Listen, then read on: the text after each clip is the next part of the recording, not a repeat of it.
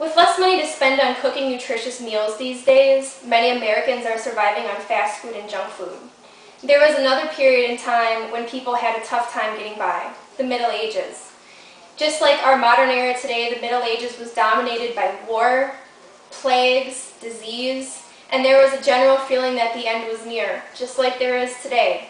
So what did the average European eat to survive that harsh period, and what can we learn from them? There are three main points that I want to make in this presentation.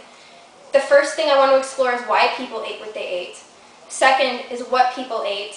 And lastly, I want to share some relevance as to how this can relate to our modern world and our modern diet. So, why did people in the Middle Ages eat what they ate? This was a period that spanned 800 years thereabouts, from Eastern Europe all the way to West.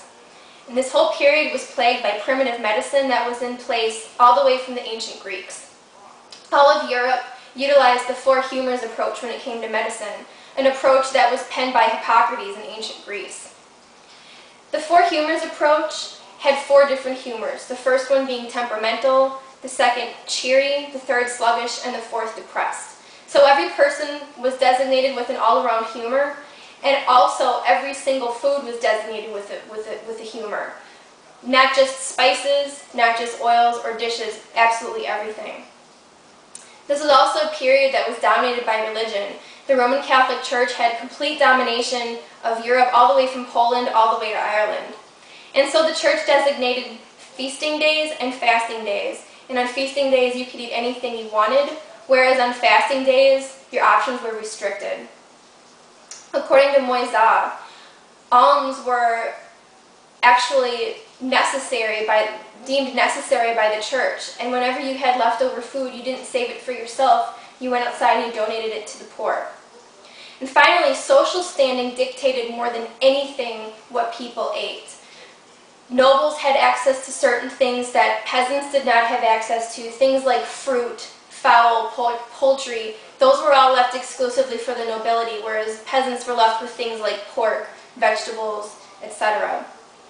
And so the extent to which a person's diet was dictated by medicine, religion, and social standing is incomprehensible to us today, but that explains why they didn't eat all foods that were available to them at that time.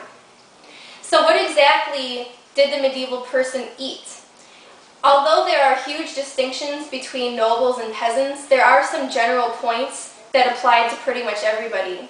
First of all, according to Scully, bread was consumed by everybody, and nobody had anything less than 2 to 3 pounds of bread per day. Of course, nobility had things like, according to Epstein, at the average banquet, you had porridges called fermenti and viande royale, which were made from different grains and went with meats served hot or cold. According to Scully, the breads were not made from fine flour, but they were made from things like acorns, barley, chestnuts, oats, and peas if you were poor. And according to Manel, peasants were also the people who invented beers and ales as a way to preserve their grains for the winter. Meats and seafood were determined by social standing more than anything else. According to Matterer, nobility had exclusive hunting rights, and so they would hunt for the most exotic animals they could get their hands on. Whereas, according to Civitello and Manel, peasants were restricted to pork and beef, as doctors claimed that these meats had absolutely no nutritional value. Cultivation of fruits and vegetables was new in this time period. However, according to Santic and Civitello, nobility had exclusive access to fruits and frowned down on vegetables, whereas peasantry had large gardens full of, huge varieties of different vegetables, onions, garlic, leeks, cabbages, and these were utilized in their daily diets almost to excess. The last major food group that people really focused on in this time period was dairy, fats, nuts, and spices. And of course, there was a huge infatuation during this time period with herbs, especially parsley and sage, and spices were used in conjunction with each other in combinations that wouldn't necessarily make sense to us today. Cloves, ginger, cinnamon, saffron, and black pepper were all common, usually in the same dish. I actually made a dish using a medieval recipe, and it's called cheeches. And what cheeches means, it's Old English for chickpeas. This is a common pottage that would have been served as the third course in any meal. It's roasted chickpeas in a broth of black pepper, cloves, garlic, and saffron.